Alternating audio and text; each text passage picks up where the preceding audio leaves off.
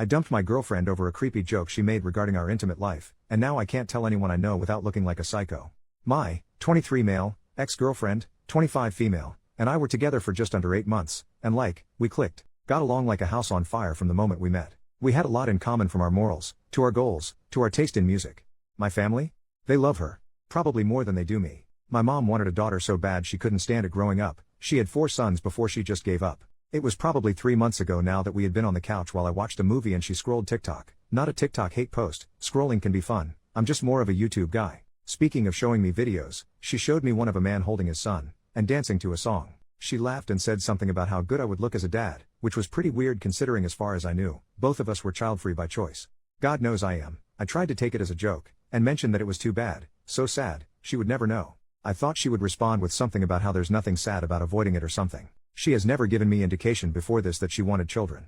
And she started giggling this evil giggle, and said something like, I don't know, it only takes one broken rubber. In this sing-song voice that I'm not even joking gave me freaking goosebumps. The implication was clear in her tone.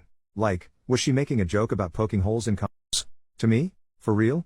I tried to laugh it off, but it made me so damn uncomfortable. Skin-crawling levels of skeeve the fuck out. And after that my intimate interest for her was entirely gone. It's like I processed her as a threat or something. To be entirely honest, my libido in general is entirely gone. Still hasn't come back. It feels like it's hibernating or something, until the scary lady is gone. I know what you're thinking, why didn't you communicate? And I tried, a couple times, but when she said, oh my god, I was kidding you big baby, but never denied that the joke was about that. I dropped it, and stopped bringing it up. I didn't think it was worth the fight at that point, because while I still do care about her, a lot, I do not feel comfortable even going to sleep around her, and there is no way that is gonna mesh with a healthy relationship. If there's no trust, there's no relationship, that's how I feel, right? So I broke up with her, and when I told her, I said it was because I really needed to focus on myself. I didn't see a point in telling her then, it would have just pissed her off. As is, she seemed to take it in stride, not angry, or concerningly upset, so that's good. My family is even more heartbroken about this than I am, and I haven't been handling it well either. They've been begging me to reconsider, but there's no way I'm doing that. And there's no chance I'm telling them the whole story, especially my mom. She'd lose it, she's constantly asking for grandchildren. Even my dad, who doesn't really care about that and knows he's more likely to get grandkids from my younger siblings, would probably tell me I'm overreacting. So, they got the same story I told her. It's frustrating because I know, logically, it's no big deal and even kind of a joke, but at the same time, it's been upsetting and honestly kind of sad. I know I'm overreacting, but in the moment it felt like my only option, and I really don't want to take it back even if I am. I know you may think I'm paranoid, and I probably am, but I just could not stop thinking about it. After she told that joke, I think it was going to end one way or another, so I'm glad it ended on decent terms instead of trying to stay and fix everything until I hated her. Sorry, I'm talking a lot, but like I said, no one to talk to about this because being unreasonable in real life is like a criminal arrest and I'm trying to avoid another of that particular black mark on my reputation. Anyway, off to research vasectomies because I will not be entering another relationship, or becoming any kind of active with anyone until then. Edit to add, I was clear, from the very beginning. And from what she had told me she was on the same page.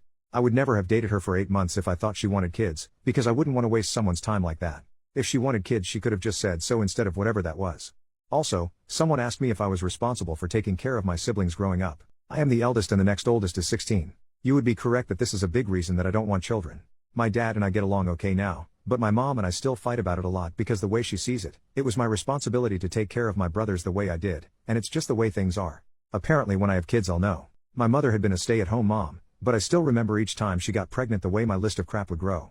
By the time I was in middle school I was in charge of the youngest two anytime I was home, and if they got into anything or caused trouble, it was my ass that was grass, and mom's belt and dad's board were the lawnmower. Edit, I want to defend my mother, just a little or maybe why I haven't went no contact. The reason she thinks it's the responsibility of the oldest, is because that is how she, an eldest sibling herself, was raised. On top of that, I do think that she suffered pretty heavily from PPD during this time. I don't think my mother is some heartless monster or even a lazy parent. I think she was going through a hard time mentally and handled it the best she knew how, which was to lean on someone she shouldn't have, which is me. I just want to add this because this post has a lot of attention and I don't want anyone to think poorly of her for something that was out of her control. I don't blame my brothers for any of this. Hell, we joke around about it. I still talk to and see them regularly and we actually have a trip planned to go fishing out of state in a couple months. I love them more than anything, so I get a little defensive when people start acting like they know anything about them or me. I know I should work on that too, but it's a problem. Rude people, man. They get to me.